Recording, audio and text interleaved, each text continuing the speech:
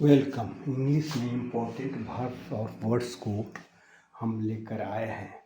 इसको याद करने से अच्छे अच्छे सेंटेंसों की हम रचना कर सकते हैं। राष्ट्र शब्द है RUSTL। राष्ट्र में खड़खड़ाना होता है।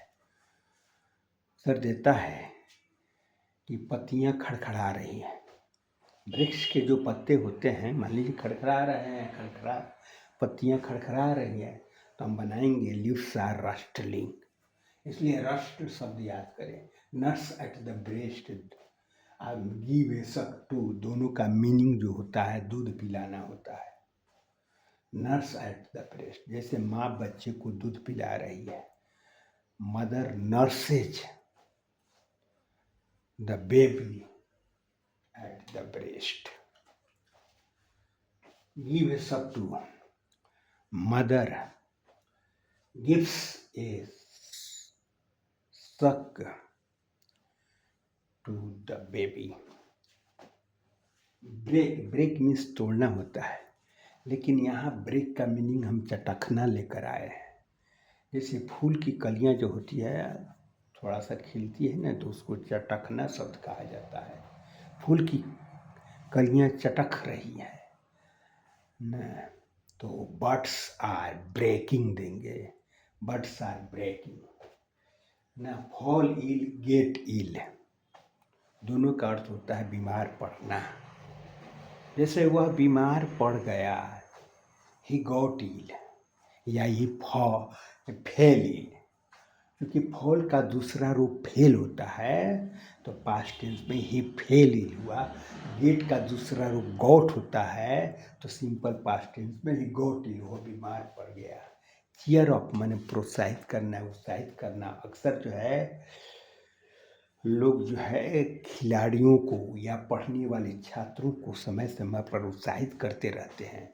तो उत्साहित करने के लिए उस समय चीयर अप अंग्रेजी होती है।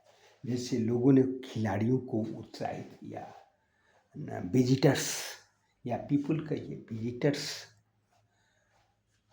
चीयर अप ना द प्लेयर्स, है उत्साहित करते हैं। गो रंग का अर्थ होता है बिगड़ जाना या खराब हो जाना ना। चलते चलते मैंने गाड़ी खराब हो गई। द बस वेंट रॉन्ग, बस खराब हो गई।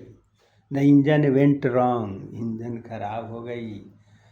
माई मोटरसाइकिल वेंट रॉन्ग, मेरी मोटरसाइकिल खराब हो गई। इसलिए गो रॉन्ग का अर्थ होता है खराब होना, बिगड़ जाना। बैड ब्लड, शत्रुता के दो अंग्रेजी है, बैड ब्लड और इनिमिटी। तो बैड ब्लड लिखिए, बैड ब्लड अच्छा लगता है, दोनों ठीक है। बैड ब्लड अच्छा लगता है। जैसे कहेंगे भारत और पाकिस्तान के बीच शत्रुता है, तो देयर इज